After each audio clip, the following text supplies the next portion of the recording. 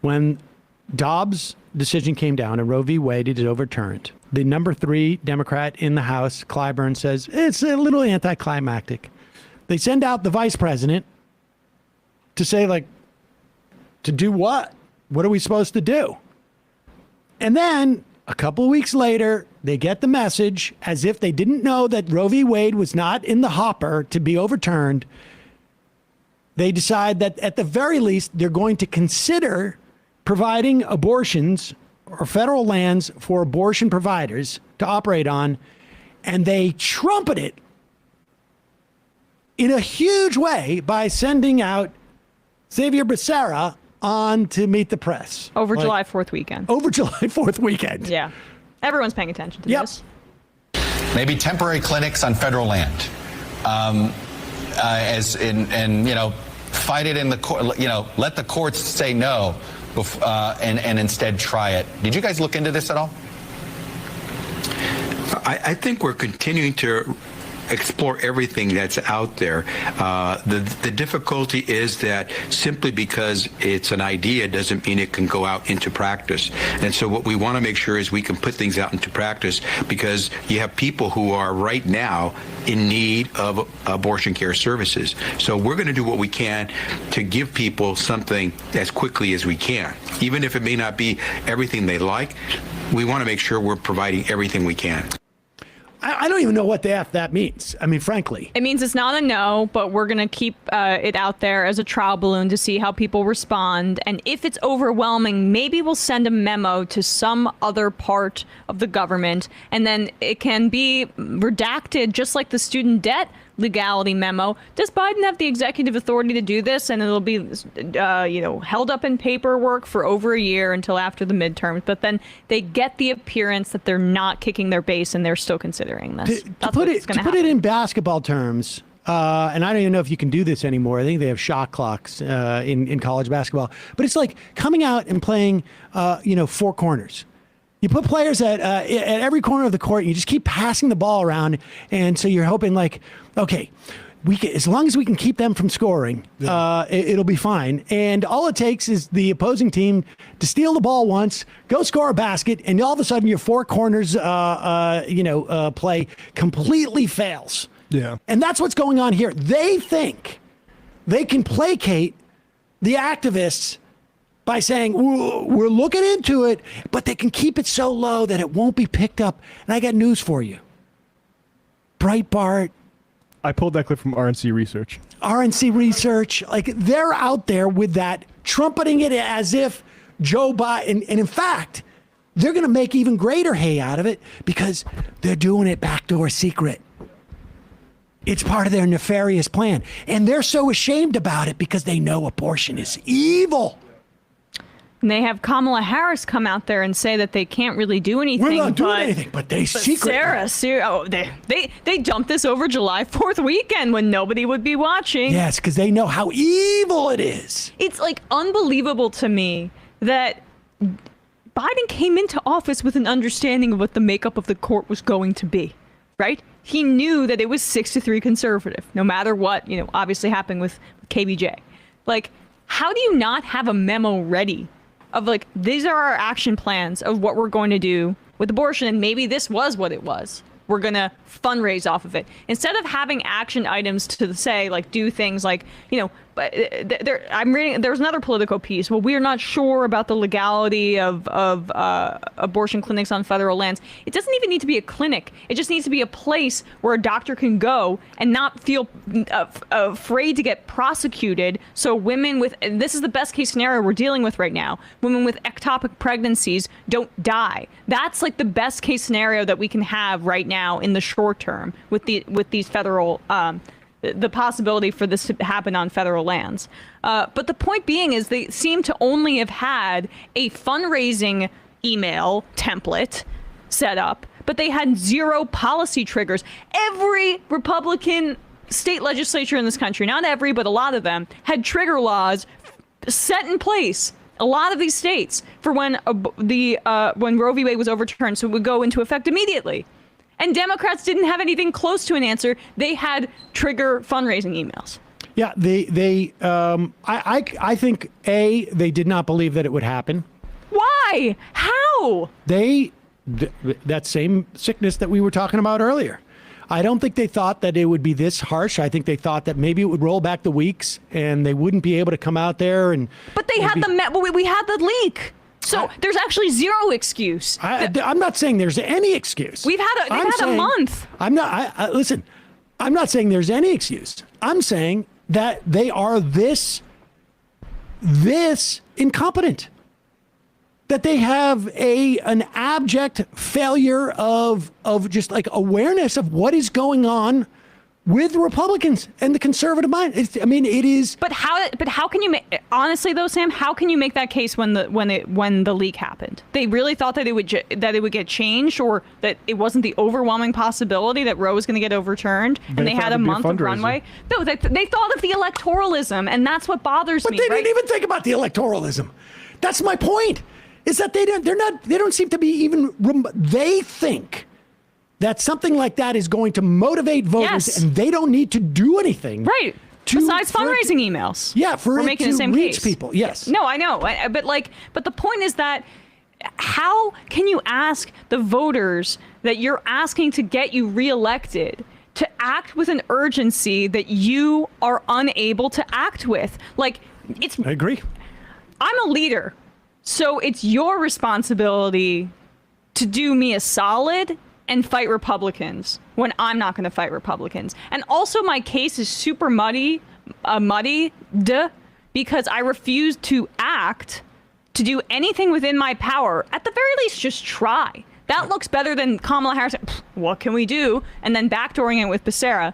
At least just try and come out and see what you can do, as opposed to saying, hey, elect me to fight Republicans when I've actually shown you zero indication that I'm going to do so in the short term or in this first part of my presidency, which is when he should have been fighting Republicans. The entire agenda is already dead. So you're unable. How can you make the case for regular people to fight Republicans when you won't fight Republicans? That's the thing that drives me insane. And then at the same time, you're saying that it's not really the Republicans that are your enemy. It's the ultra MAGA. And I spent 2 months working on that slogan. 6. Okay. Yeah, probably that too. No, literally 6. Oh, they said that? Yeah, it was reported. It was literally 6 months. I like to see the billing on that. I left this off the sound sheet, but this is a guy, Alex Pearlman, with a rant that's sort of similar to this frustration. I'm not, because I can't yell at the Republicans. They're not going to change. They are who they are. We're stuck with them. We're not going to change them. You can't shame them. You can't convince them. You can't trick them. You can't fucking outplan them. But I can yell at the Democratic Party, and I can tell them where they can at least make one fucking small change to stop pissing me the fuck off every hour right now. Stop sending me fundraising requests right now. Okay? The Republican Party had a plan for the last 50 years to overturn Roe v. Wade. We had a leak 5 weeks ago telling us that this exact thing was going to happen. And your response after 5 weeks of careful study and planning and thought has been to send us nonstop fundraising emails. All right. So let me just read you a quick list. Mark Warner. He's the Democratic senator from Virginia. He's worth $214.1 million. Don Beyer, he's a Democratic Virginia House member. He's worth $124.9 million. Dean Phillips, he's a Minnesota House member. He is worth $123.8 million. Nancy Pelosi, the Speaker of the fucking House of the Democratic Party from California, is worth $114.7 million. Dianne Feinstein, who doesn't know where the fuck she is right now, the senator from California, part of the Democratic Party, is worth $87.9 million. You guys want money? Fucking call your guy. You call him every week to do insider trading. Stop fucking sending me emails. Stop sending me fucking texts. Stop fucking reading poems and singing goddamn karaoke. You have power. You have it. You're in those seats. We're the ones who are powerless. I mean, I don't know why he has to swear to get his point across, but it's very uncivil. Very uncivil. I like listing their net worth. Yes, makes us no better than Trump. I honestly. mean, it is just beyond the pale, their lack of response. And again, it's like, I know there are people out there going like, they don't have any power, they can't do anything, but they can act as if they're trying to do something even. I mean, the generational divide with this is like, everybody under the age of 40 or 35 understand. I mean, I'm like, it's not, this isn't about ageism, but I do think it bears out with leadership with both the president and Nancy Pelosi and Chuck Schumer. We all understand that the Republicans are awful. Like that is not a case to be made for anybody that's younger. We're all, for the most part, everybody understands that Republicans are awful, but you have to give them a case to vote for you, to not just stay home. Because what is the message here right now? The message is vote for us again. But why? Right? You have to make that case so people don't just stay home, because the whole message when Trump was up versus Biden was vote for Biden because Roe is in danger. He's a racist. All of these things that are true. So once you get to power, it is your responsibility for your own self-interests to act on that, to make the case to those people. But the problem is that they're only thinking in short term, and they're only thinking about anti-Trump suburbanites, because those donors and those voters don't actually want them to do that much. They have cultivated a fan base of anti-Trumpers that is the only people they seem to listen to, who are fine with them talking tough on gun reform but not doing anything they would like if they did something. But at the very least, they're still going to vote for them, and they want them to be the ones that turn out in high numbers in the midterms, because they see that as their easiest path to victory with the agenda that they have put forth, which is nothing. They're afraid of actually courting younger voters because of what they will hold them to. All right, Wondering Out West is asking, what do you want Majority Report listeners to do? Not vote, whine, call your elected officials?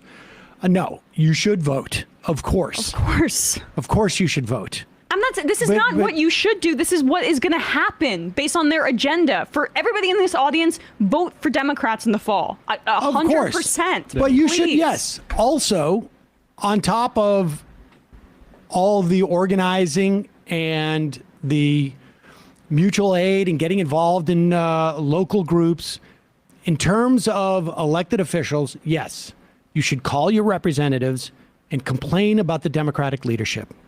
You should tell them that your support, you can lie, your support is completely predicated on whether they seek new leadership in the House and in the Senate.